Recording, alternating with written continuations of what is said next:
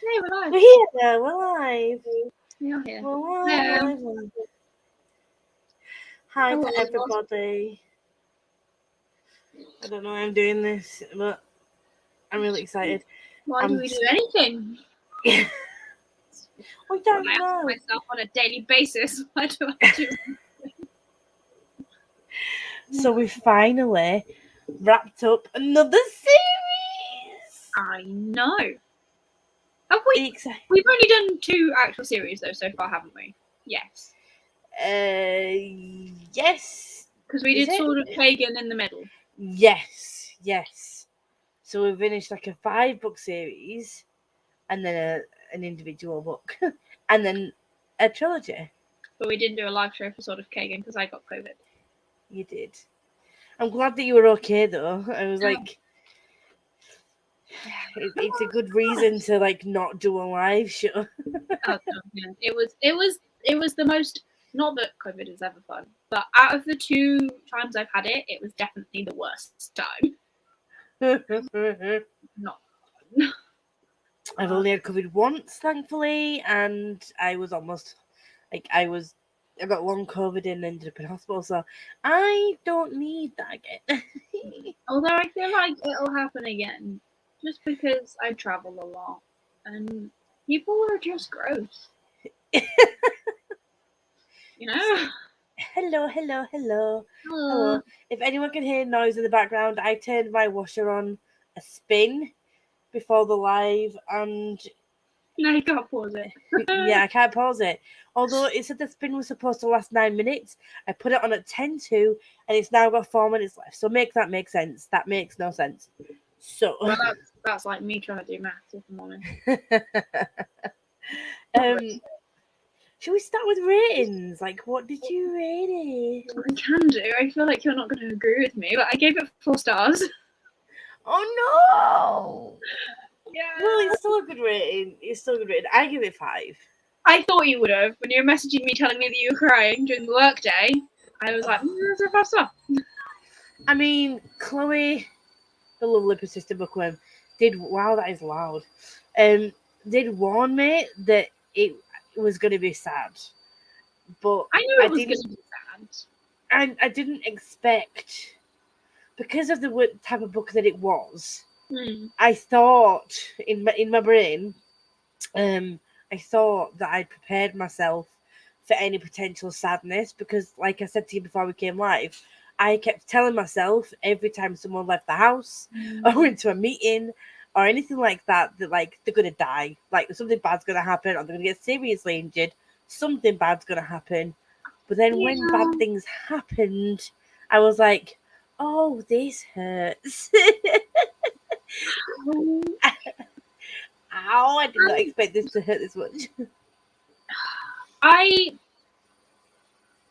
I'm not psychic. I did not guess everything that was going to happen, and I'm not going to claim that I did that. I did kind of see the outcome with Hilo in that meeting, because we can talk about in depth in a bit. Rue was a surprise, and I was a bit taken aback by that one. But neither of them crushed me, which sounds really bad. I think I just have no feelings. You are heartless. I actually think I am. I do cry at most things. But I feel like the reason I gave this one 4 stars, and again, this might be controversial, I feel like it just went on for a while. I liked the middle book. I loved Jade War. I'm looking at pictures, that's where they are. I loved Jade War because it was shorter, it was punchier, and there was more action. And I feel like because everything kept going so aggressively, when people died or bad things happened, I felt it more. I kind of get where you're coming from with that. But also because even Hilo points it out about Ayat Mada. Like, by the end of this book, she's 66 years old. And she still isn't done. Yeah. Do you know what? At first, that confused me at one point, because sometimes she's called Ayat Mada, and then sometimes she's called Ayat Madashi. Yeah. So at one point, I did think it was different people. I'm like, there's not two pillars, is there? No. It's just the Clawite Matter, like as a shorter version of Madashin. And I was like, makes sense. Yeah. But let's go to the beginning of the book, where yet again we see Barrow. Oh, I did like the ending. This guy Never just dies. does not fuck off. But you know what? By this point, I kind of like him. Oh, it's like a cockroach. You just can't kill it. It's like too many. He thinks that like he's got this really good look, and it's really bad that I think that he does. He's just such a lucky little shit, and he doesn't deserve the look that he has. But he does say that as well throughout the book. He's like, I'm pretty balanced. Like, there are some times where I should have died where I didn't. And then there were times that I wish I'd got away with stuff and I got the crap kicked out of me. Like, it balances out. And, but the thing is, like, I do agree with you. Here's that character that just keeps coming back. But I like it. Like, looking back now, like, the first book, he was annoying. But looking back, it's quite interesting to see his character get through all 3 books, because the clans are constantly like, oh, we're crushing all of our enemies and this, that, and the other. And in the first book, he manages to kill Lan, just like, throw some bullets in his direction so he falls and dies. In the second book, he robs. In the second book, he robs Lan's Jade. He becomes like this fake green bone. He sells shine. He's like the mole for some gangster, somehow still doesn't die, gets injected with an overdose of shine, still doesn't die. But Moot dies when he thought he'd killed him off.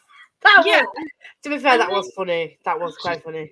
Pretty typical. And then in this book, he comes back, he is like older, less bothered by stuff, tries to get in with the clanless movement. That doesn't work for a while, becomes a spy for the Espions, lives off the money, gets his leg over on someone, she dies, he doesn't, he gets taken out to some random little island to live out, comes back and still doesn't bloody die. Like, fair play. Oh, he was really even turns around to Nico and goes, I killed your dad. He didn't, but I killed your dad, and I used to wear the jade that you're now wearing. Kill me. And he goes, no. See, that surprised me in some way, but I kind of feel like if he had turned around and lost his temper and just killed him, then for one, he would have acted more like Hilo than his own dad, but then again, Hilo did raise him. But he's so much like, and would have given him what he wants. We didn't see Lan a lot, but Nico is so much like Lan. It's crazy. Like, he's so much more stoic, and he's like one emotion, and that's it. Like, inside he could be 1,000 things, but like, it just shows like one emotion. Yeah, I did mention this to Chloe when I was talking about the book, is that even though we do see like Hilo as he grows up, and he is like that is now the pillar, and he has to act like the pillar, he still hasn't lost, even though he's the pillar, he hasn't lost his like hot temper. Yeah. So like when he became pillar, he didn't totally change his personality. He was still very hot-headed, and people still had to sort of reel him in quite a lot, as it was shown. And we know we're jumping around here a bit, as it was shown when he exiled his own frigging son. Yeah.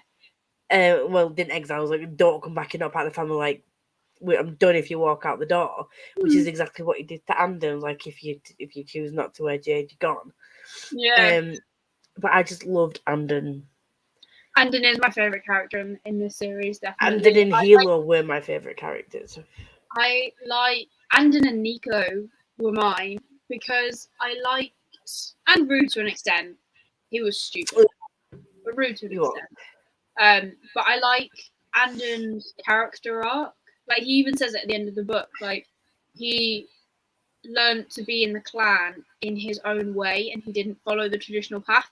And I quite like that, because for a change, like for someone who is so gifted with Jade and has been told that he's gifted with Jade, You go off on his own, refuse Jade, then come back, but use Jade for saving people's lives and becoming basically a top like green bone doctor. That's quite impressive for someone who essentially got exiled out of his country. Yeah. And he was so scared of Jade at the end of book 1, beginning of book 2.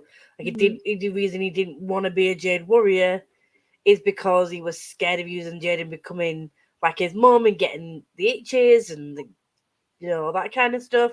Yeah. So the fact that he's gone from like the scared little boy to like using it in that way, and like they said that he's like basically he's green at heart because he wants to work for the clan, but again, the only reason all that happened before was because Hilo lost his temper and was like, yeah, fuck you, you don't want to be a warrior, you don't want to be a greenbone the way I want you to be a greenbone, then you can't go on at all, sort of thing, and like we're going to exile you. So, but in the long run, that did him good because he found himself. So I think Hilo and Andon were my favourite characters, I think, for like the whole series. And at the beginning I didn't like Hilo. At the beginning of this book, I didn't like how he was acting towards Wen, because I know that she did something wrong. She kept secrets. She lied to him, which then got her almost killed and got Andon almost killed. And I get it. Yeah. I get why he'd be pissed. But she was the one that had to like work her ass off to get back to, like, work her ass off to recover. She was the one that was like affected by her own lies, like, and the fact that he went off and got prostitutes and was that was the thing that I didn't like. And I know that like there was a part where Wen was talking and she was saying, "Oh, I know he goes elsewhere to do the things that I can no longer." That broke my heart. Like, do you know what? If Jack did that, no. I get why he's angry at it, I do, but like, I got the anger, but if you can't control that part of you, and like, yes, this is a very westernized thought process as well, because I'm not part of the clan, but at the same time, if you can't be there and squash whatever urges you have while your wife and mother to your children is lying in bed, unable to actually move, and you're going off doing that, why are you still together? The thing is, you could tell that, like, obviously as the book went on, you could tell that he actually did still love her. Like, you could tell. But it's, for me, because of my own personal views of like that to me is still cheating, even if she knew about it. Like, it's still, and I don't think I could ever forgive that. And again, but that sort of speaks to his personality. He's very like, he holds grudges, he clings on to all the bad shit, and in a way, if he had have quickly forgiven her, would have been like, that's not very Hilo of him, because it's not what he does. He holds grudges and he hates, he thought that Wen was the one person he could trust. She almost died. Yeah. Like, but it's Hilo, isn't it? Like, I know, but to me, if that, obviously I'm not Hilo either, but I am also quite hot-headed. If that happened to me, and someone almost died, I'd be annoyed. But they almost died. Like, that kind of mortality aspect would probably be more like, oh, they almost died. I almost never got to see them again, and now I do see them every day, and I'm treating them like this and being really distant. Like, that's not gonna happen. Yeah, I don't agree with the whole, like, going to see prostitutes instead, but I personally, in a way, I think I would be a lot like Hilo, although like I'd probably be more helpful to other partner, but I would still hold a grudge, and I would still be the kind of person that would throw it in their face in an argument just to hurt them. In an argument, like I would. Having an argument, then sure, be spiteful, but I probably would be quite sulky with them and be like, well, I'll help them, but I would begrudgingly help them because they I I probably would be that bitch for a while. Maybe not as long as he did it with her for, but I will probably still be that bitch that would be very angry for a long time and just make backhanded comments all the time. Just like, I know you nearly died, but because you nearly died, I nearly lost someone I loved, and you lied to me. I fucking hate you right now. But yeah, so I don't know. I'm probably a vindictive person. I don't know. You'd have to ask Jack, to be fair. But I think I'm more likely to just leave and be like, "Sod you, I'm going." But I am very much covered by yourself. Like that as a person. I'm just like, well, do you know what? I will survive. I've survived by myself. I will continue to survive by myself. Off you go. Basically. I think in a way he wanted to try and make it work, obviously, because he lost so much, hadn't he? He lost Wen's brother. He almost lost his sister to the duel with fucking Madashi, and then he'd almost lost his nephew. And again, after he exiled him, welcomed him back, and then nearly lost him. And find out that the person he accepted back into the clan had also been lying to him about when, and his sister had lied. And and he didn't really know anything until that last minute. So I don't think he held as much of a grudge on Anden because Jade and Wen had been lying to him for like years, probably. Although I will say about this book, how did you feel about all of the time jumping? I spoke to Chloe about this as well. At first, it made it feel like a really long book. It made me feel like, but although there was a lot of time jumps in it, when we were in those periods, there was a lot of going on. So in a way, it felt longer than the previous two books because the time span was over a longer period of time. But then when you were in between those times, a lot of things were happening in each of these, like, decisions were being made, like laws were being passed, or we were following multiple people. So it was a very awkward pacing. But I think that's it did take me a while to get used to it, if I'm going to be honest. But that was the other thing that made this book feel really long to me. But I enjoyed it, and I liked the time pacing sometimes because you jumped all of that bit that you didn't need. Yeah. Some of the jumps were really jarring. So there's like one jump between, I don't know where it is, it's like midway, I think, through the book. And suddenly Nico is like 18 years old. Oh, yeah, He's waking up or he's lying in a bed with some naked woman, as they all tend to do, mind. It's pretty common.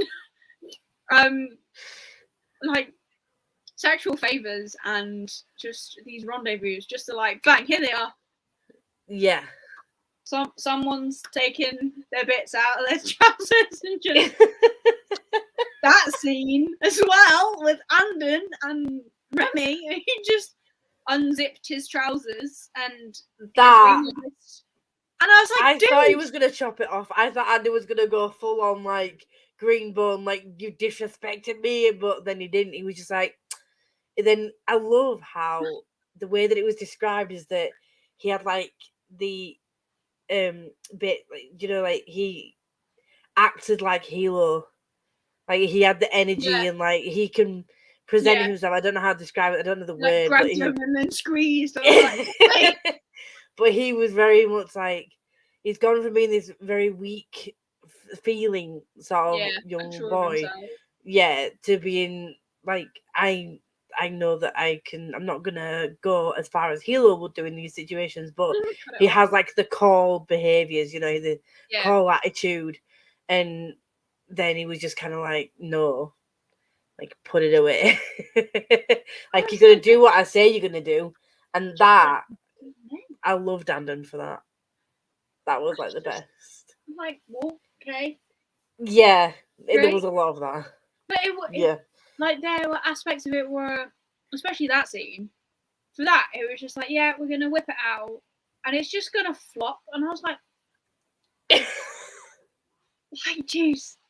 Well, okay, sure, yeah. Yeah. I think these books just prove how much of a prude I am. Like, I'm just like, geez. No, if you don't like reading books, it doesn't mean you're a prude. It's just, yeah, I did. Like, obviously, some of the scenes, there were some sex scenes in there, Yeah. which I didn't really mind. They weren't like the smuttiest scenes I've ever read. No, But I think more the shock factor ones, like that one. yeah. Yeah, and if you've got the time jump and then someone's waking up in Nico's bed, it was a bit of an adjustment to get used to. Although, yeah, oh my God, he's now in college. Like, yeah, no, this makes more sense. Yeah, Yeah. So it was, I think, because of the time jumps. It was weird initially for the first couple of pages to get used to the kids being older. Yeah, because they spend so long being young, which kids do. Like, I get that, but in the books, like in the second book, they don't grow up. They're very young. Yeah. And then less than half the way into this book, they're off at college. They're doing this. They're doing that. Yeah, and I forgot that one of the Make brothers had a child. So when it mentions their cousin, yeah, and I was like, whose child? Oh shit, yeah. And then it's sort of like remembering that the Make brothers, one of them had a child, and they would have also been growing up as well. And it's, I mean, I struggle in my own life to realize that my own nephews are growing up, and I have time to come to terms with that. So that was a bit jarring at times. I was like, oh no, right, okay. But the weird thing is, I could get my head around the adults getting older, but it was just the kids getting older, which was a bit of a while getting used to. By the time I got used to them being like 14, like the 17, 18, and I was like, and like 23, and Nico's 23, and I'm like, what? Yeah. That is like, what the fuck? But at the beginning, when he was also not including Shay in his decisions, and he was going back to being like the old hero when their relationship wasn't the best. Yeah. I wanted to like shake him and just tell him that he's being an idiot. Yeah. Although I do think that Shay and Woon finally, coming together, which I would say, like, yes, but also no. Like, the scene after, well, there's a few scenes that kind of made me go, mainly, when they're trying to get it on and then go, no, I'm married. Oh yeah, I didn't like that. But I mean, any sort of scene with the whole cheating thing, I don't like. I mean, to be fair, I don't fully understand why Woon. I mean, even though I'm saying this, I still give them all of them 5 stars.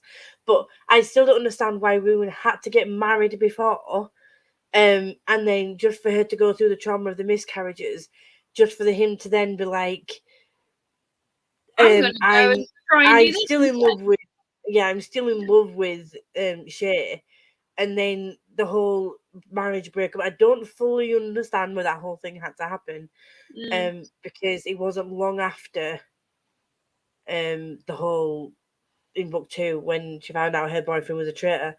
That seemed to happen quite short period of time. So like over, I think it was probably the space of 6 months or a year or something. So that happened, but it just feels very.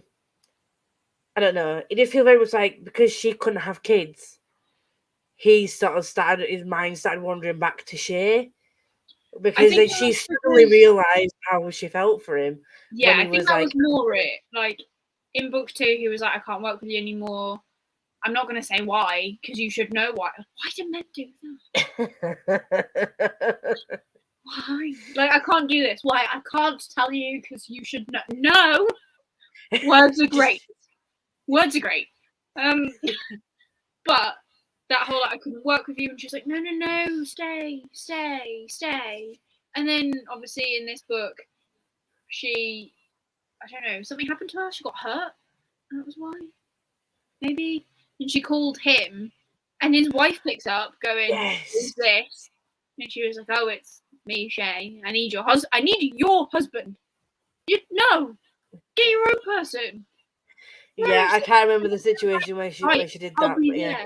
And then when his wife or ex-wife at this point walks into the office, her office, and goes, "Well, we're gonna break up now," he left me on my birthday, and Shay has the absolute audacity to go, but I needed him. And like his wife was like, but I needed him more. And I was like, yes. Yes, girl. Yeah, I didn't like the way that whole thing went down. But I am glad eventually that Woon and Shay got together, because I wanted them to get together in book 2 anyway. Yeah, I did, but I also kind of, and this is the vindictive side of me, kind of wanted them to break down as well.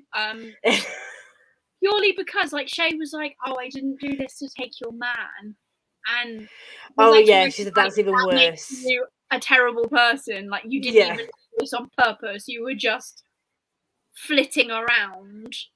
Yeah. And like sniffing where your nose shouldn't be. It's just like, yes. Stay away from my man. Like if you're trying to do this on purpose, then it kind of makes sense because you're like higher up and you have more like stuff, whatever. But at the same time, like you didn't do it on purpose, so now that's just even worse. So what did you expect to happen?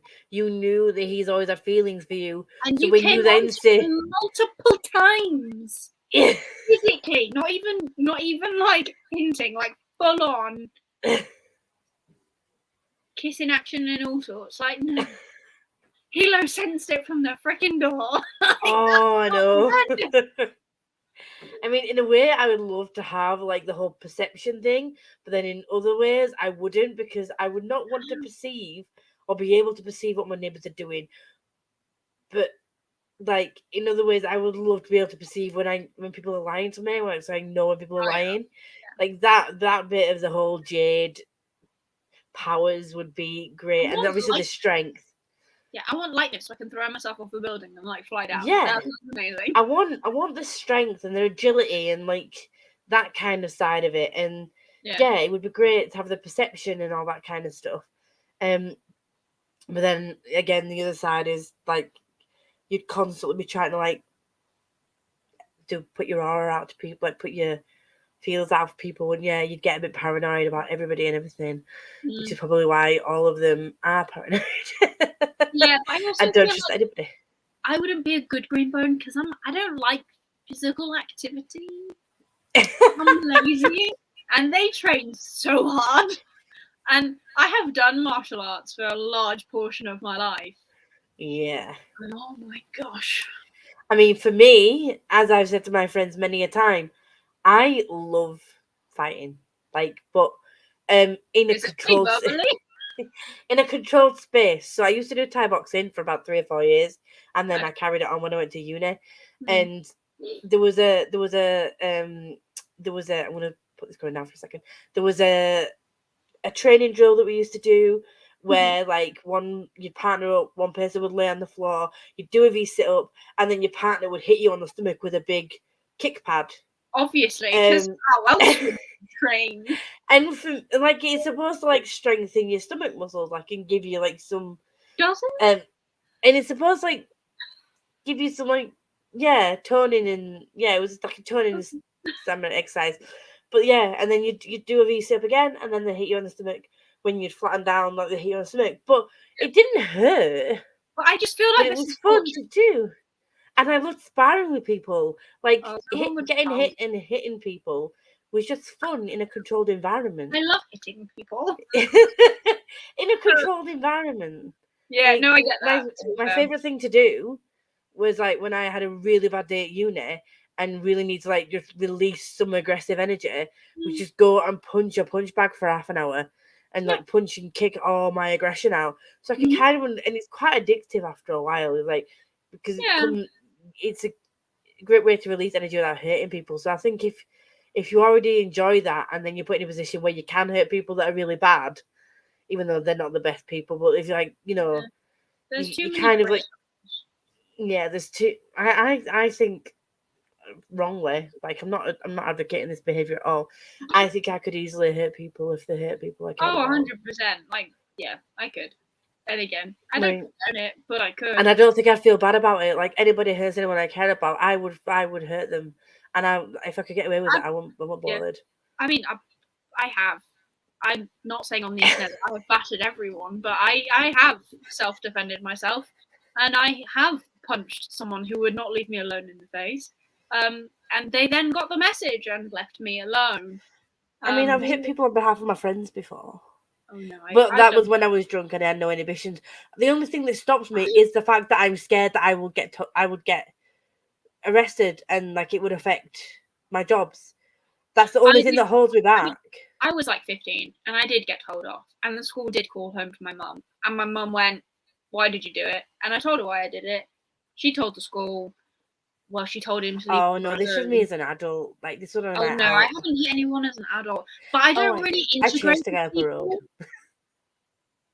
I don't like people. I don't like going out, so I stay here, pretty much in this room. Actually, no one comes in. It's great. Yeah, one of the reasons I don't drink is because I don't have any. I lose all my inhibitions. Like I don't have the switch in my brain that says like this could get you into trouble. I'm like, and as an adult, you could get arrested for this.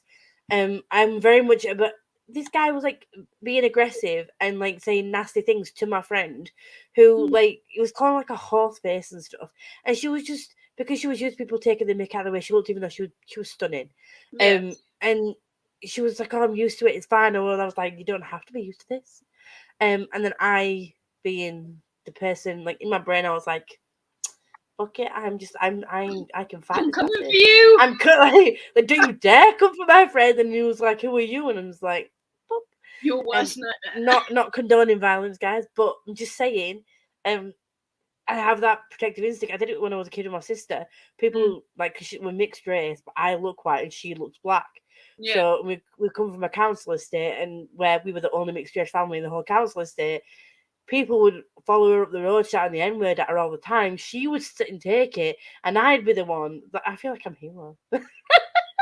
I'd be the one that would like stick up for her and get into fights on her behalf, because she would just sit and take it. And I'm like, no, you don't need to take this. Like, I'm going to fight on your behalf. And then I ended up having my dad come and pick me up because I was getting into fights in the middle of the street. Just like carrying you. Yeah. Like, come on, I'm time. I get to a fight, and then they gang up on me, and then my sister would run on and get my dad, and was like, "I need to say the fight," and like he'd come and like drive his get me in the car, and like, "Get off my daughter," and then take me home. Never get told off though, because I was sticking up for my sister. But well, thing is, that's the thing, isn't it? And I think that's the difference between like the Western culture and what is portrayed in this book.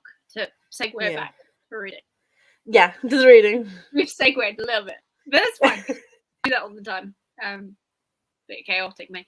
But I think that's the difference. My favorite thing about the Greenbone ideology is that there are rules, and they like in this book we see a lot more of the No Peak clan and the Mountain clan coming together, because the clanless people blew up a lot of people. Yeah. And I think because that's what they say as well towards the end of the book when Hilo says that Nico's going to take over, is that this is kind of a new generation of Greenbones, and they don't want all of this old friction to come in to the new way of life, because these Greenbones have grown up fighting together rather than against each other, and they've put rules in again. Well, not again, but they've put all these rules in now to make dueling safer after Rue's death. And I liked that. I liked that was, and the fact that Hilo was like, he gave to like charities that dealt with people that had like non-reactivity to Jade and things like that, but nobody else knew why he did it. But he knew that he did it. He knows that he did it for his son, and I loved that aspect of it. I will say that whole duel of Rue could have been avoided if he just took the blade off. Like, I don't understand why he kept it on. I have no idea. Like, they said no, and that Coven kid, when it all went down, and oh god, that reaction. Well, he just barreled in and started beating the crap out of people, and like, I get it, but and I'm really glad that Rue actually clicked what had happened, that the bartender had set him up to try and hook up with this awful girl. Yeah.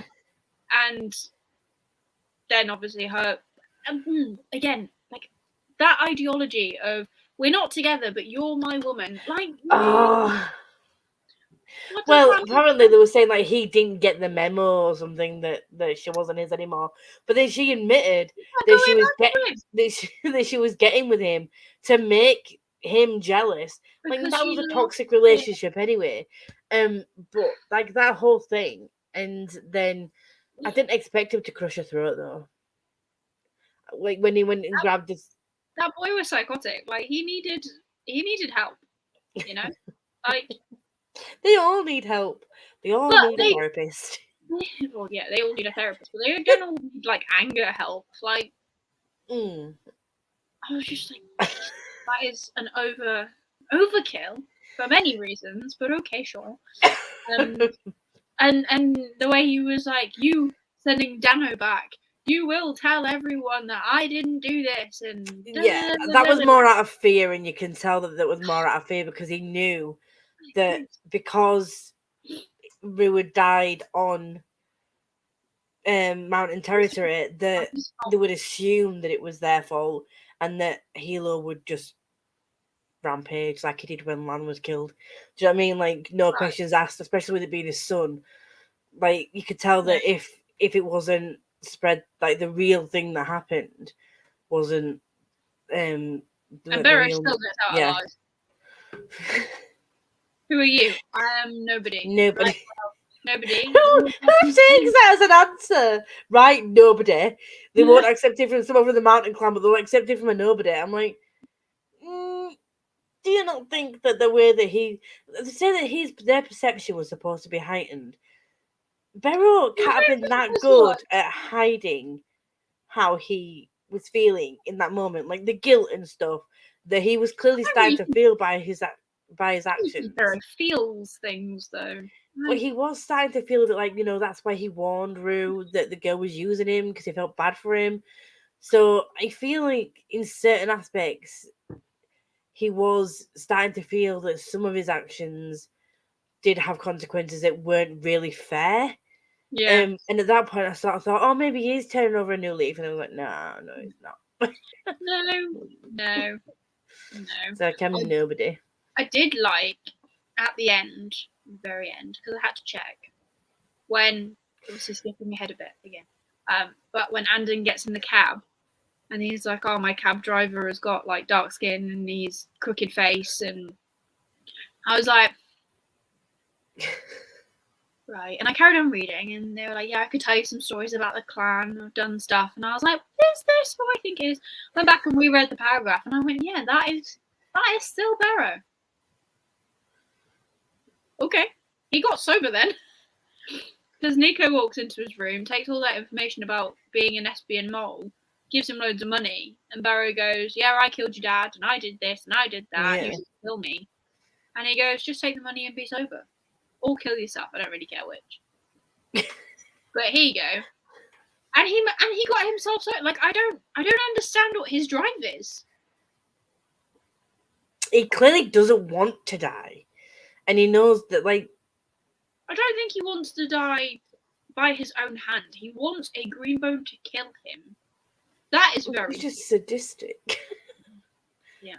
That is very clear throughout the whole series, is that I don't think he wants to die by his own hand. He won't die by anyone else's hands, apart from the No Peak clan, because he's got such a big chip on his shoulder about them.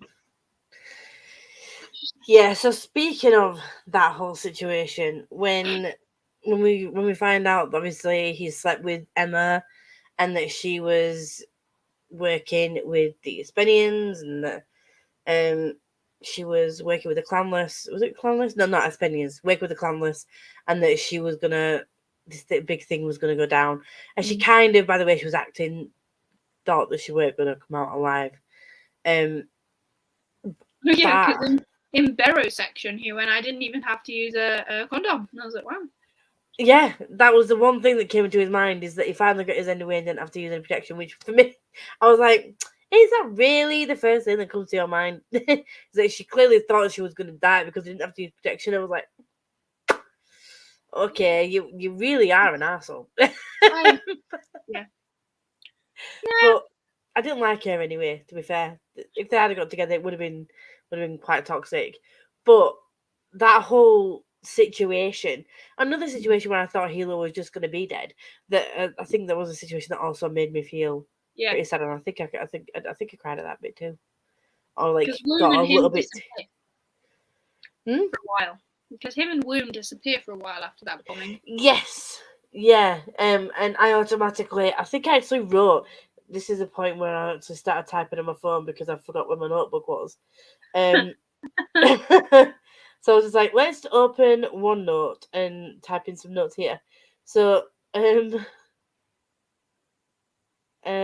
did I say? Where is it? At one point I put Barrow is back age 36, back in John Loon, but that was way after. That's when he comes back from running away to Espenia in it. I think. Oh yeah, I put Hilo is dead, Woon is dead, and then the next point I put, oh, they're alive, jeez. Oh, they're alive. Jeez. I thought that was going to be the point that they died.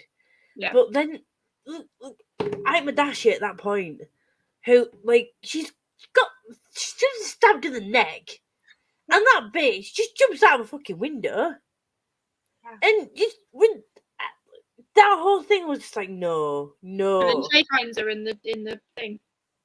Yeah, I mean, I knew really that she wasn't gonna kill. She has too much of a forgiving nature in her. So I had a feeling that she wasn't gonna have the balls to go through with it and kill her. I feel like in that the same way. Really selfish though, because that's why she did it. She saved the pillar of the mountain because she thought, oh no, Hilo's going to be dead. I am now the pillar, and I don't want to be the pillar with no one else. So you're going to stay alive. Yeah, and yeah, that whole thing, and then getting Andy involved again. Poor sod. He's involved. But I mean, I expected it from Shay because again, the guy she called uncle the whole life betrayed her family. And was a paedophile. Yeah, and she still like struggled to kill him. So I knew that despite the fact that they've had so many chances to kill each other, Shay is that they just don't. And I mean, Ike says that she don't kill people out of spite, and if she'd have killed Shay in other than during the Clean Blade, then she would have been doing it out of spite. But Madashi was a very intriguing character. I'm not going to say she was good, but like she was a good villain. She was a good bad person. Yeah. Because again, in my mind, I don't know clan leaders personally, but she strikes me as a kind. She strikes me as like she was quite level-headed. Yeah. When she explained why she did things, I'm like, well, that makes sense. You know, as a business transaction, for business reasons, this person had to die so that this could happen, so that she could get where she was. So logically, it made it morally. Fuck no, absolutely not. But logically, as long as you don't kill women and children, that's basically it, isn't it? Don't kill women, don't kill children, don't kill anyone that's jadeless, and that's the rules. But if you're a bad person, like a gangster, the floor is open for you. But it's just the fact that, like, logically, what she did made sense to her and her clan, and like the growth of her clan, because she wants to. Yeah, but the thing is, we see it only from the No Peak side, so we automatically, because we see them every day, well, not every day, but because we see more of their like, personal lives and their reasoning behind doing things, we are more attuned to, like, affiliated with them. Like, we want them to win. We want them to be the people who win it overall. I think had we have seen it from both sides, I feel like it would have been more divided. If we'd have seen more of the Mountain Clan people's families and seen them grow up and things like that, it probably would have because we only see from one side, we're going to be biased, aren't we, as readers? You don't Because really all these people, all these people they've killed, they will have families, that are going to miss them, but we don't see them, so we're just like, well, as long as our guys don't die, that's fine. I agree. I really liked the end, like 100 pages, where they finally realised what the big plan from the Mountain Clan was, and I think Fonda Lee did a really good job of like tying it all together in the end. Like, I know we lose people, and almost like people die, and people just get sent away, but I do feel like the whole thing is tied up very well. Like, you even speak to Corey at one point towards the end of the book. Oh, and I do like that. Like, Corey, and again, we mentioned this in the last one, Corey and Andy would never have been good as partners. And I'm glad that she didn't do the whole, now that he doesn't have Corey, that he goes with Lot, and that Lot ended up being Lot that he ended up going with. Because that was when he was a kid, he had a bit of a crush on Lot. So it was, you need to grow up. So the fact that Lot, it did make me feel a bit cringy and feel a bit bad for Andon when Andon reached out and Lot was kind of like flinched away, sort of thing. That bit made my heart break for him, because then he realised, like, no, there was never going to be anything between him and Lot. And that was pretty sad, to be fair. It didn't have to happen that way. I also don't particularly, I don't particularly like the person that Andon ended up with anyways. No, neither do I. Because it was like, especially that big scene outside the GSI headquarters, where I think Jiryu something, Andon's partner. Where he's there and he's like, oh, hello, Hilo, like Jen Cal or Cal Jen. And Hilo's like, you've had dinner at my house. Why are you talking to me like this? And he's like, well, we only see each other with family around. And it's kind of like, but you've been to his house. Yeah. Like, I can understand him what wanted to be. And he doesn't really like the clan stuff, but Andon is like in the clan. Obviously, he's part it was of the weird. Family. I was just like, I get why you're together. And even Hilo's like, I don't know how they lasted so long, but they did.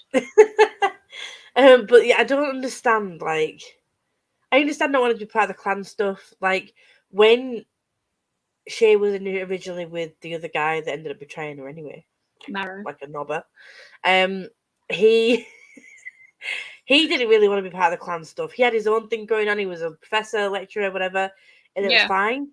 But then when she'd invite him to meet her family and stuff, he went. Like, it was all for it. But like we just didn't want to talk clan shit. You didn't want to get involved in that side of things, which I get. But like, when Andon actually finally talked to Hilo and was like, I want to bring my boyfriend over, which is a massive thing, obviously, because queer people are not something that's accepted, even though he knows Hilo's already always accepted him as a pillar. It's different. And the fact that he got up the courage to was like, I'm with somebody and I feel like I'm ready for them to meet you and bring them to this event, and this guy's like, no. I'm like, dude, you don't, like, it's just going to meet his family. They're not going to try and pull you into the clan. It was the whole New Year's party, wasn't it? So it was like a big thing. Whereas, like, for me, that would be less scary. And again, that's personal. Like, everyone's different. But that's a massive event where everyone's attention isn't actually on you. So that would be a good thing to be like, oh, hello, Andon's family. Goodbye, Andon's family. I'm going to enjoy the free alcohol and the free food now. See you later. Yeah. I don't really know what that says about me as a person. Hello, Cal. But, you know, there's less pressure. Whereas coming to a family dinner and being face to face with everyone and having to contribute to a conversation is a lot more scary. Yeah, I agree. And plus, it was like a party with your partner. You could be out, and you know, you could just be out with him. Like, they didn't have. If he was that bothered about the whole being out and gay, then don't just go as friends, whatever. But saying, "Oh, I don't want to be part of all the clan stuff," it was just a party. Like, He didn't need to be such an ass about it, and that's I didn't really like him after that. I was like, I didn't know that with her. But you don't Panda doesn't have to be into the clan stuff, but going to a party with your boyfriend, it's not a big deal, is it really? Well, I didn't think so, but I don't know. Like you said, I don't know many clan people. I want to read this series and listening to series. And listening to you both talk is making me want to reread it more. Do it. Yeah, do it. Reread it. Watch the live shows and watch us be confused. This series is a lot less confusing. If you want to see us confused, watch all of the live shows from the Chorus of Dragons. We are rather confused. I'm still confused, and I've finished the Blinking series. Like, I don't know. I did like this book.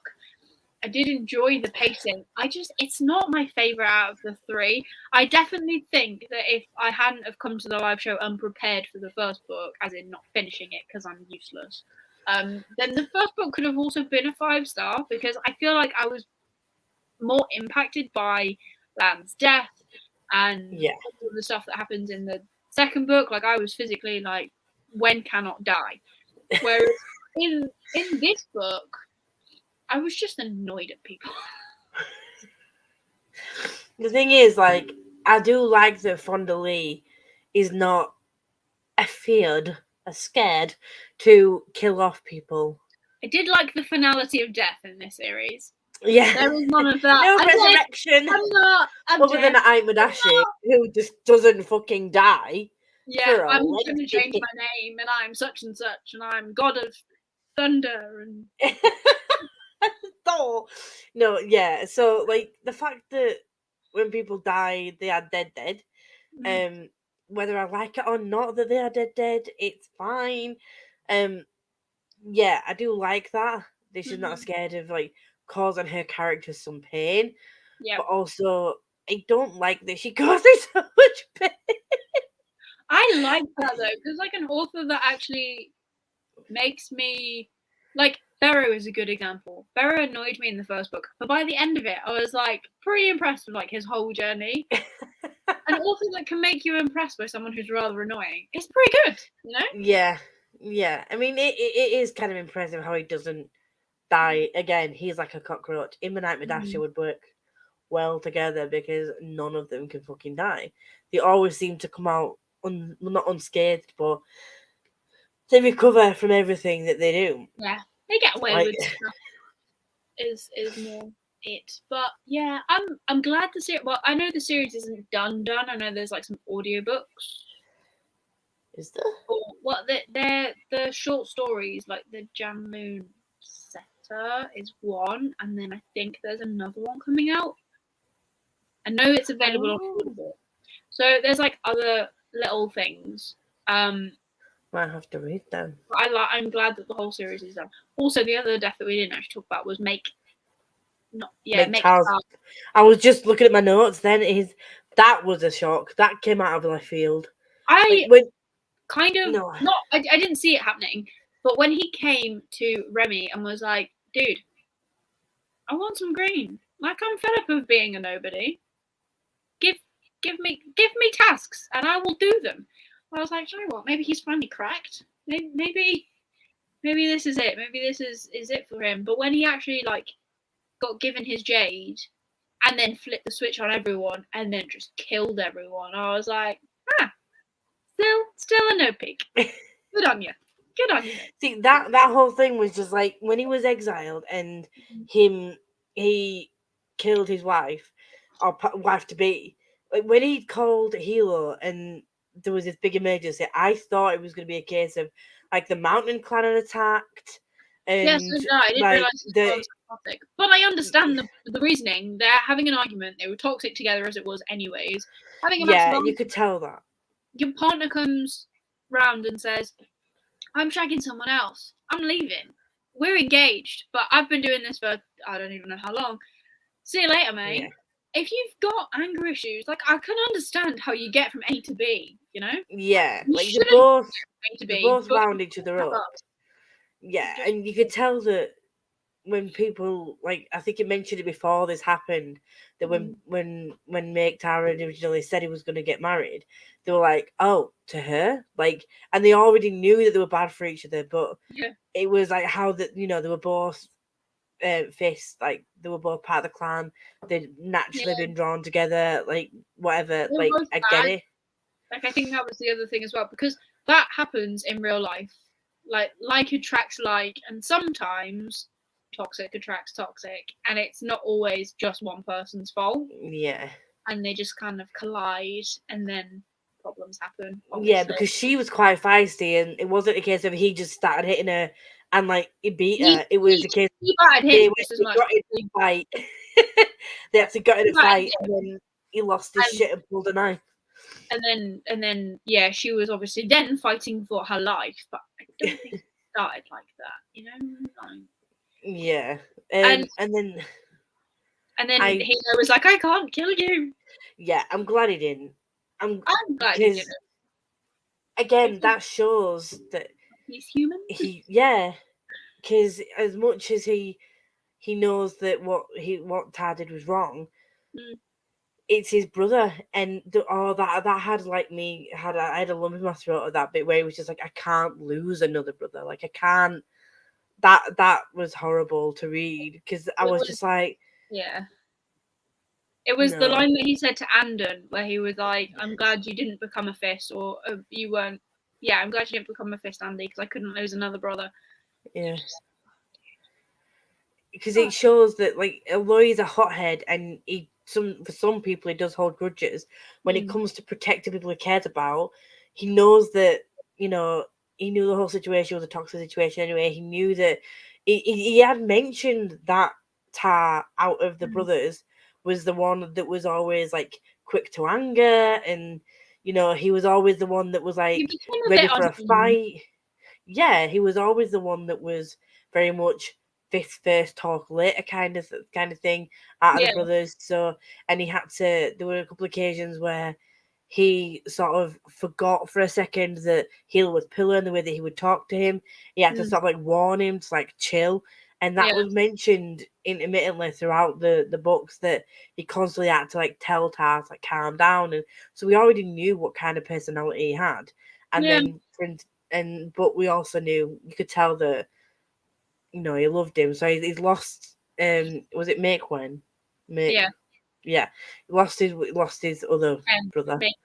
Ken. Yeah, and then obviously he lost his actual brother, and it was like, nah, I can't do this. Like, I'm gonna exile you instead. Yeah, and then when Wen was like, "Oh, is it done?" He's like, "I couldn't do it." I was like, "Oh." Yeah. I was so sad. It was so sad.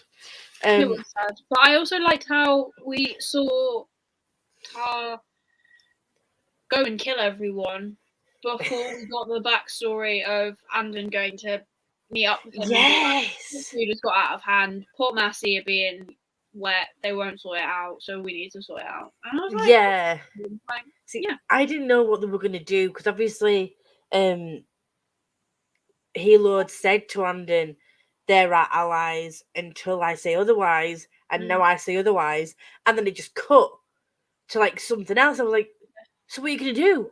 Like, nothing. What's gonna happen? And I was like, "What?" And then we saw Make Time. I was like, "Oh, it's good for him to be back," and it's nice. Well, I'll say nice. It was good seeing him, like, at least he tried to make something of himself. But then at first, I really thought something was going to happen to him that was bad, because he'd gone to Remit asking for help, asking him to give some green. And I was like, I literally, again, I wrote in my notes in this one. What did I put? Oh, Make That Exile lives in Restville. What is going to happen? Because he moved to Restville. Because he moved to Restville. Yeah. And then this is the scene where he actually kills Remy. I put, Remy is a prick. He needs to die. But I'm scared Make Tar is going to do something stupid when he went and gave him all his green. And it was he was doing his little ceremony thing of like giving them green. Bits on. Yeah, and then it was just like, oh, thank you.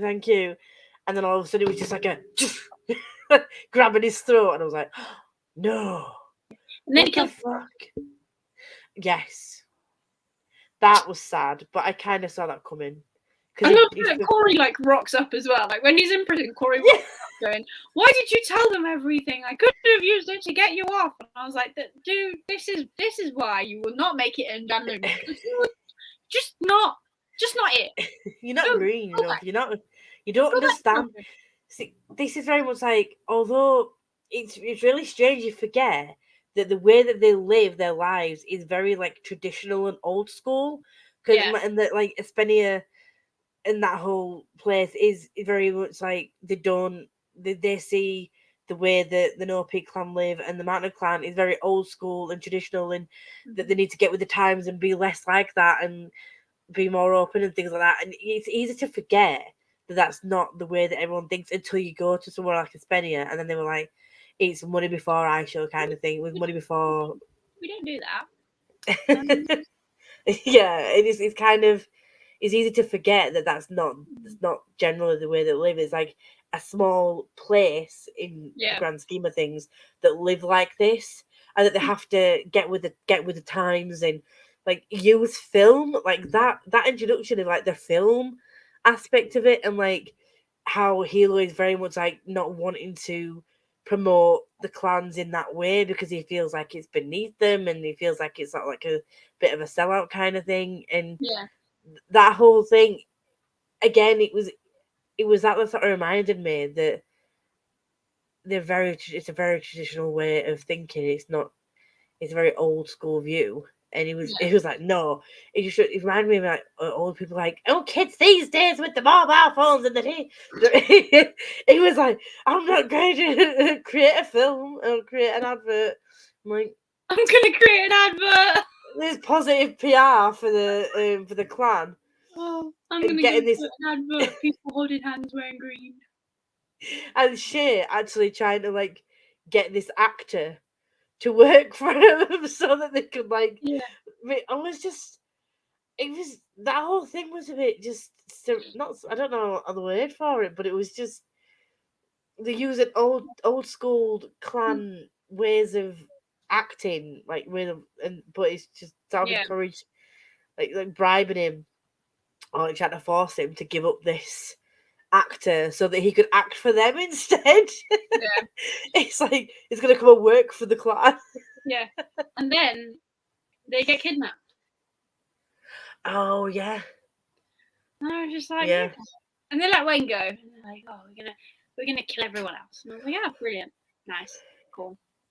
But yeah, sure. I didn't like that bit because it was. I was like, oh, okay. I knew that Santo was gonna come back, and because the way that they focused on that whole thing when Santo was like, I'm gonna leave the clan and I'm gonna create this, private military contract company. There's gonna the fact that they focused on that, and it wasn't just a passing comment like, oh, Santo's left to go and do his own thing. It was a very much like a heated conversation with him and Hilo was like, don't ever get any of my family involved in blah, blah, blah. Yeah. Like, I knew that I was going to come back at some point, but I didn't know how. Mm-hmm. And then when Nico was like, I'm going to go and be in the GSI, I was like, fuck. I'm going to go and kill people on contract. Okay. Oh, and after that, when Santo was just like, I thought that they were going to get me killed because I refused to, release this guy from his contract, so I got them kidnapped. And I called them for protection. I was like, yeah, but he went back to like the old Greenbone way of working. Yeah. Because it was a case of like, oh, my life's in danger, I'm going to get them killed first. Mm-hmm. And he sort of like reverted back to his old ways, which he said he wanted to get away from, which I didn't fully understand. Oh, I don't. But it's basically, you can't really ever leave the clans, can you? Because they always revert back to their old ways. Always, and they are in everything. And at that point, I thought, we hadn't really been around Taku and what was the guy's name? Juto? Duto and Taco, we hadn't really been around them that much, but I felt really bad for them. Taco. Well, that's how it's pronounced on the thing. I don't. It sounds really weird. But the fact that I know that they're supposed to be there to protect Wen and the family, that's what they do. But the fact that he was in so much pain, Jack, go away.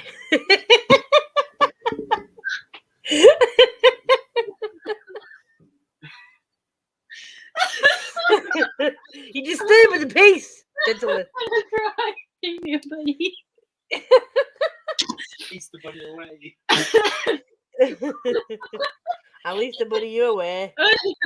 5 minutes ago, he was stood at the top of the stairs going, Charles, which one do you want? Go away. I saw you turn your face. I'm ignoring you. I'm still coming back. No, Jack's home. Saw the light going behind you. Oh, yeah. The fact that when I think it was Taco was killed straight away, wasn't he? And then Juto was in pain, and then they was give him some shine to help him, and they just fucking shot him in the head to put him out of his misery. No, yes. I was like, no. They killed Taco, and then Dudo was in the bath with Shay, and Shay said, "Give him shine," so he stops, so he can cope. And I mean, they did that, and then they killed him. He didn't die. Shot him in the head. Oh yeah, he did, because he was moaning because they shot him in the stomach. Yeah. The other dude in the bath with Shay of green, and then could no longer wear Jade anymore because of the impact of being in a bath full of. Yeah, that whole torture thing. I don't know what it is. If you give me a fight scene, or a big battle scene where people are drawing blood in that respect, I can read it, and it's horrible to hear and see and watch when you watch it on film. But I feel it's when it comes to actual torture, I think it's because one side is so helpless, it makes me feel really uncomfortable, and it was makes me really sick.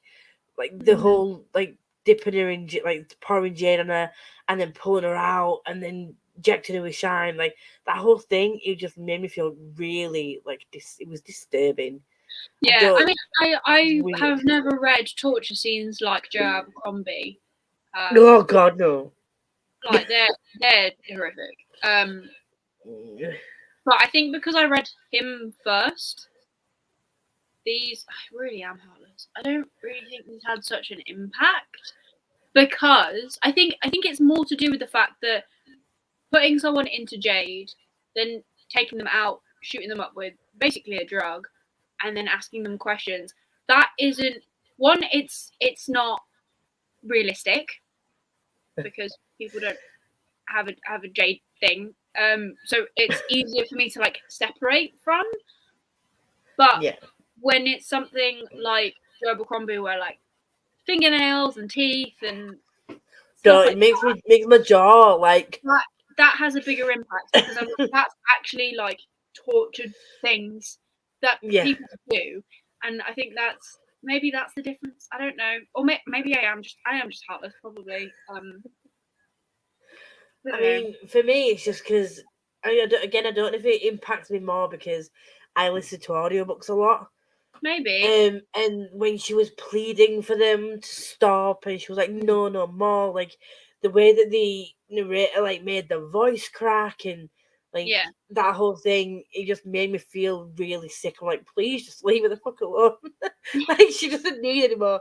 She's been through so much. She just wants to get back home to her husband and her daughter, and it was just it was the most ungreen-boned person in the world.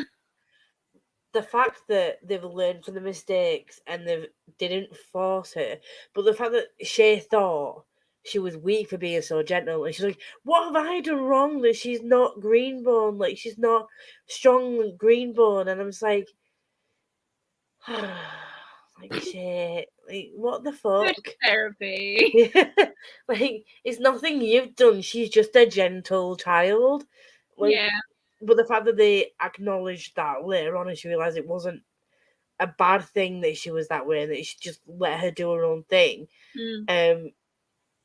That I kind of like that they didn't start forcing her into being more green and like pushing her feelings down and all this. Like, that's why the kids are so fucked up later on in life, is because they're trying to be forced into doing things that just for the clan. Do you know what I mean? Well, Nico battled dueled, because that's the Greenbone way. Not Nico, Rue. Rue did that. Nico had to leave the clan because he got forced into obviously following one track, and he got no other option. He had to just kind of accept that Hilo had killed his mum and his dad had been killed for a cause that he had nothing. I mean, they could understand why he wanted to rebel a bit, and why at some points, like they said, that Hilo was like, I think he hates me, sort of thing. Yeah. But you can understand that because his dad's dead. He's never had a chance to, and he killed his mum. Yes, it is because Hilo was very rash, and went out, and when he was the Horn, he went out and just caused shit for the sake of causing shit because he was an angry little twat. That Lan had to be the one that used to calm things down and getting into trouble. So in a way, it wasn't his fault, but it was kind of thing. And then he actually killed Ane.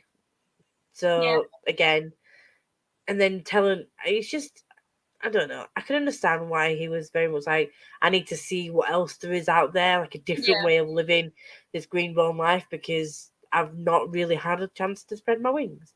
And obviously, Rue is held under a totally different sort of light than Nico, because Rue has a stone eye and he hasn't had to bother with any of the greenbone stuff. He wants to be a greenbone. He wants to like work for his family to prove himself as a stone eye. But that was his choice. He's had a choice either way. But the same with Gia. She's a girl. That bit pisses me off about this. But again, I have to remember it's very traditional thinking, like women have their place, sort of thing. And her dad was very much like, you don't, you're a girl. You don't have to be a finger and a fist and work your way up in that way. Let's keep you in the offices and something like out of out of harm's way. And again, that was a very traditional way of thinking. But I didn't like Jaya. I didn't like it. She was. No, I didn't like that she turned around to Shay as well after Hilo died and like insulted Shay, and I was just like, dude, like. Like, there was no need. Like, again, she was angry that her dad died and she wasn't there for. But and when I think about it, it was her choice to go out and fight. So, you know, He didn't want to go back to Janloon. He did say after that thing she pulled off, where she killed the pillar of 6th Unity, that they discussed her coming back to Janloon, and she said no. So it's not her fault her dad died, but no. But if you live far away from family, unfortunately, things happen, and you don't always make it back in time. Yeah, I think she was very much the way that she was. Like, she was very feisty and kind of aggressive. I mean, I like the way she stood up for herself in the way that she did, and I like the whole like pretending to be like a meek female and like letting them take the piss out of her and letting them think that the reason that she was like sort of backing away was because she didn't like the way they were speaking to whatever, and then she turned around and attacked them. I liked that whole like, look this way and I'll do this. But her attitude in general, I really didn't like her as a character. No, I didn't like her. It was very much like she has to prove a point and she has to be a bitch to be aggressive and to show that she's green enough for them. And she didn't need to be that way, to be honest. No, I agree. But yeah, I did really like Rue before he got killed. Yeah. But he was pretty naive. Oh yeah, 100%. But that was the case out of the spotlight, and no one knew who he was, which was like a blessing and a curse. Because obviously, if that was his downfall, really, wasn't it? Dude had rocked up and realised who he was, and he'd have gone, "Oh, I'm really sorry. Like, didn't know this horrible person was apparently your girlfriend." Then maybe they wouldn't have had to, fight, and he wouldn't have battered the heck out of him. But also in that fight where he was fighting the duel, like he was like, I understand going for it because at one point he was fighting for his life, but then he noticeably had the upper hand and then just kept going, and I was like, right, yeah, that makes sense as to why that happened then, because this dude is then saying, "Oh, I concede." And then, in order to try and concede, he, I don't know, accidentally grabs his moonblade and slits open his throat, which is a little bit aggressive. But he was lying accidentally. there. Accidentally. He was lying there going, I'm done, I'm sorry, I'm done. And he just kept wailing on him. Yeah, I get where he was angry. I get why he was angry. Because he set him up, and then that guy would have killed him had he have not. Because he was already beating the shit out of him, and he was already winning because he was a green ball and obviously the stone eye, so he wouldn't ever beat him. And the only way.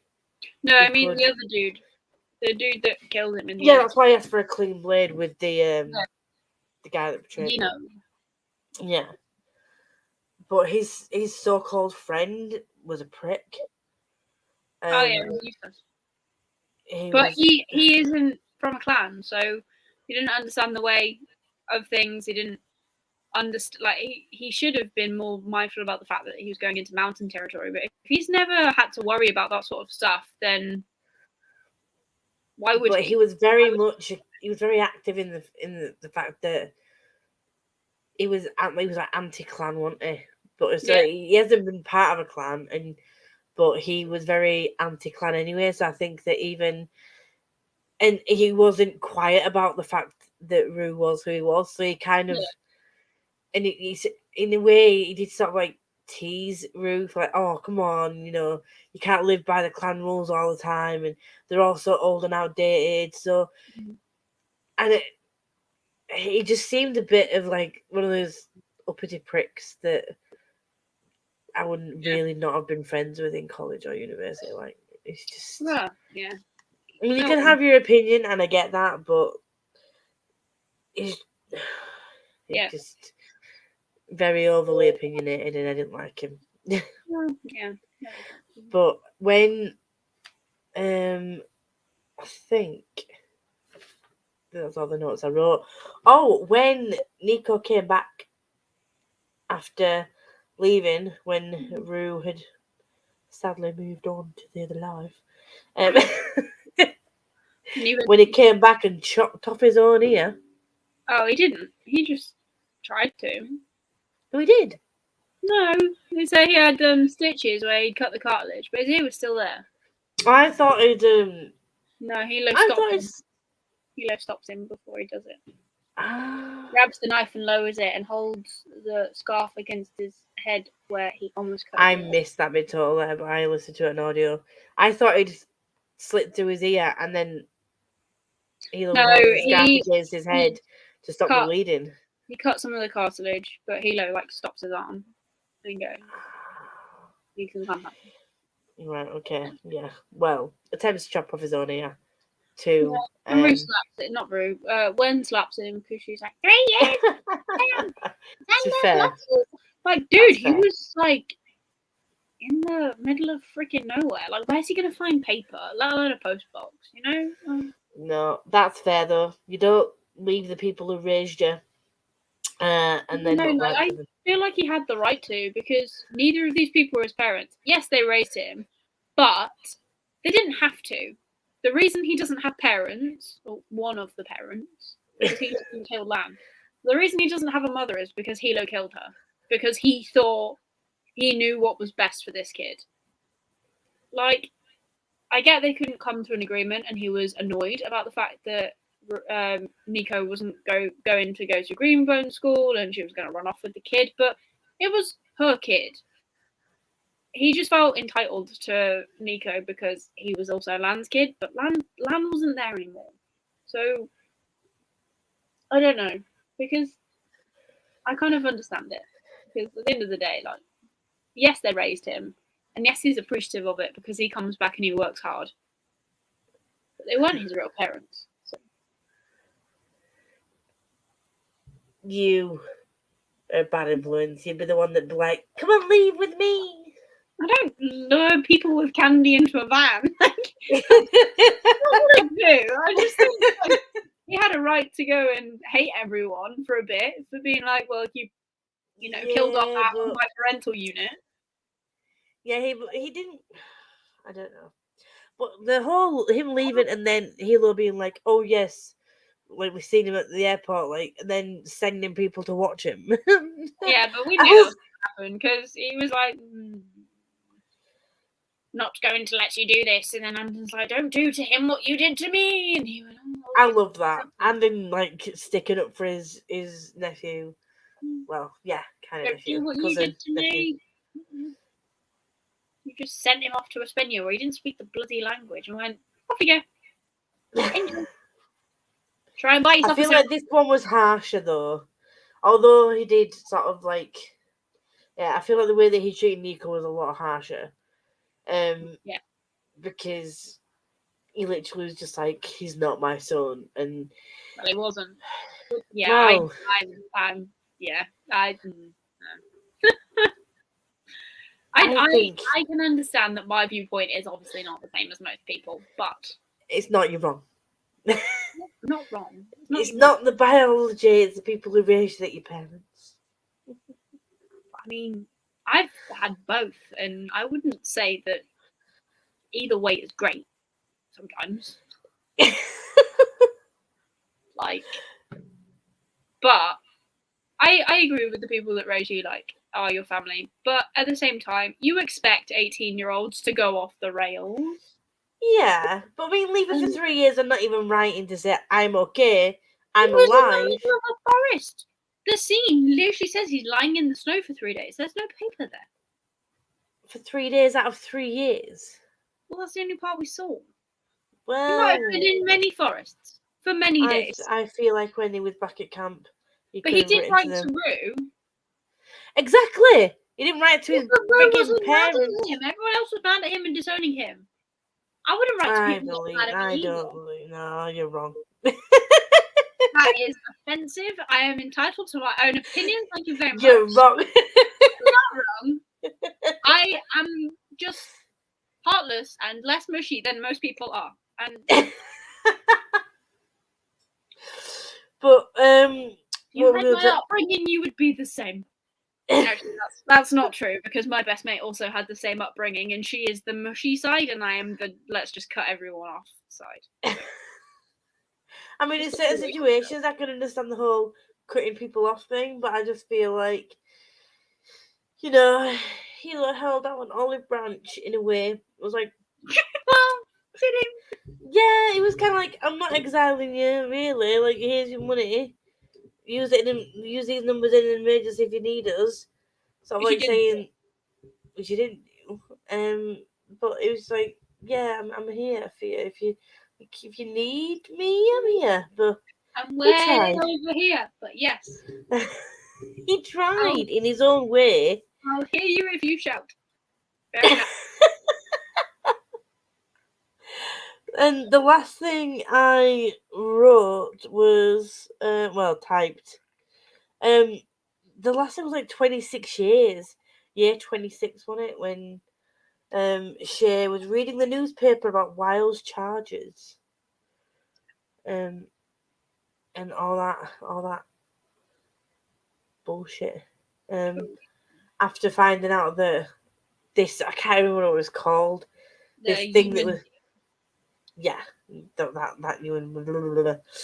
I hate the pronunciations because all I can do is hear them, and then once I've heard them, while I'm reading it, it goes out of my mind in a very phonetical way. Finding out that it was Ike Madashi behind that the whole time.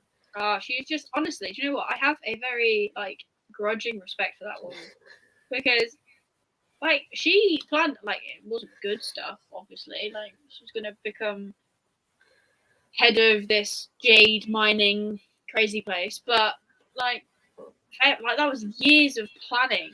Like, even Shay was like, I am not the weatherman of which she is at all, because her and her weathermen were very clever and very specific with what they did. Everything had a reason, even if it looked like it didn't. But they won in the end, didn't they? Well, they did win in the end, but they only won in the end because they managed to get people to, turn. Like, they managed to find that bad guy's family that he thought no one could find. Oh yeah, is it Ilo? Yeah. He told his side, and then, but just because Hilo didn't want to send Nico off in the wild by himself, he planted the white rats into the GSI, and only because of that did he have insight into that. So if he hadn't have actually done it and just cut Nico off, they would never have had the insight into what's happening with GSI. And if they didn't find the leverage on that man, he would have never sold. So, like, it was very lucky. Obviously, they worked hard to do stuff, but it was kind of like more luck than planning that brought it down. Like, it's still impressive, obviously, but yeah, I think that, like, Aya Madashi's just brain and the way she, like, worked deals for years was very impressive. And the fact she still wasn't dead in the end. Yeah, they just went, off you pop. And she went, basically said, I want to die. And they went, no, if you want to kill yourself, then fine, but that just, and I can't say it's like the coward's way out to unalive yourself, because it's the wrong words, but like, she wouldn't, the fact that it wasn't I don't think it's seen as necessarily the same respectful end as having your enemies take you down. Like, obviously, Horn, was he? Yui? Obviously walked out the front of his house and shot himself in the head. But I think that was more of, I will not be taken prisoner. I'm going to choose my own way out. Whereas because she's been a pillar for so many years, and the way she got to be a pillar was to take everyone else down around her. It's like she says in the end, she's like, I have thought about killing myself, but the need to survive is stronger, because that's what she's always had to do. Yeah. So the only way to counteract the need for survival is for someone else to kill you. And they were like, yeah, it's over now. You're old news. We don't care. Off you go. I did like you said earlier, I did like the fact that the ending was very sort of a new generation coming through. Yeah, and it was, the law was passed about, like, you know, like the sale of the Santos GSI company was put on hold, and you know, they wanted to, like I said, the whole last 100 pages, you know, the new laws coming in about how to duel and like all that kind of stuff, which makes sense. Having someone monitor it and having a medical professional there, especially if a clean blade is like a tradition and is actually legal, and you know, you'd expect it to be like a boxing match, but you know, death stakes potentially. So there needs to be like a medical professional available. So I did like all that, and then obviously the fact that Nico and Coven, that's it, decided to sort of like be friends-ish. Well, even Coven was like, I'm changing my name back to Coven because I feel no. That was cute. Sorry, I really like that. No, it was like, fair play to me. Like, you have been used your entire life for nothing, really. But he's also now the pillar of a clan that doesn't actually really function like a clan, because they're all like splitting off and defecting to No Peak, and all of this, and the way he was like, yeah, I think you could run essentially the world, and you can be the dude to do it. And Nico's like, yeah, I didn't really want to do that, but sure. Yeah.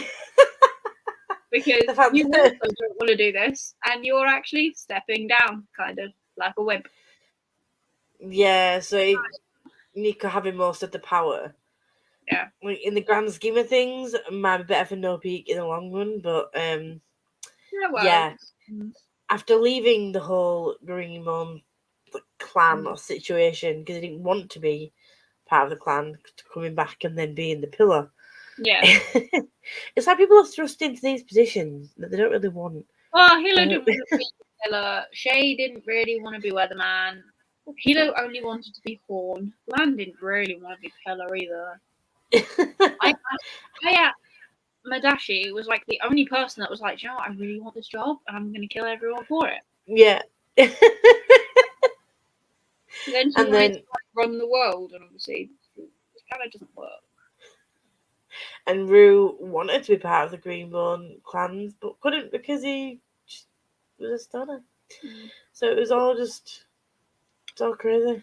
It was and I am glad the series is done now, though, to be fair, because I did enjoy it, but it's one of those series that I've had on my shelf for a while, and I've gone, I should really like that. But it was 3 books is enough. 3 books is enough. I do agree. It was rounded off really nicely. Because as much as like I like the idea of these really long series, it's a heck of a commitment, you know. And at least manga, when you read manga and the series are like, 20, 40, 60 books long, they're like 250 pages each, and they're mainly pictures. Whereas, I'm still terrified to carry on with my Robin Hood. So the next series you want to do is a Wheel of Time, then? No, I do have that on my shelf. There is a readathon already happening for that. Wheel of Time thon or something. Yeah, I'm not going with that. I want to read it, but I don't want to read it I don't want to read a book every month or every other month. Thank you very much. That's a heck of a commitment. I don't really know. I keep pushing for the Licinius trilogy. Yeah, we could do that next. The Dandelion Dynasty series are my 2 that I'm like, yeah, I want to read them. Someone pick them. Yeah. Vote for them in our next vote. It won't be for a while because we have. It won't. Yeah. Eragon. They're there. So next month we will be reading. Well, this month we're reading Eragon. The live show will be on Chelsea's channel. I've already had a message from Tora. It was a reread for her. She was like, I just want to go on to book 2 immediately. I'm like, well, you can't. You need to wait until the live show's been done. You can if you want, but I wouldn't recommend it. I've got it on audio. I'm going to read the series audibly, I think, this time. I think we're going to do both. Because I've read the first 2.5 books. And yes. I'm brand new, and I thought the dragon was Eragon, which I'm wrong about. That's the viewer. The dragon. So, on that. So thank you very much for everybody who joined us today, and we will see you all next month when we discuss the dragon book. Sure. Eragon. Yeah, the dragon book. The dragon books. One of the dragon books. I mean, there is usually a book called The Book of Dragons, but yeah.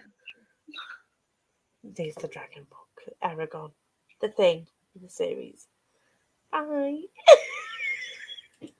Bye then.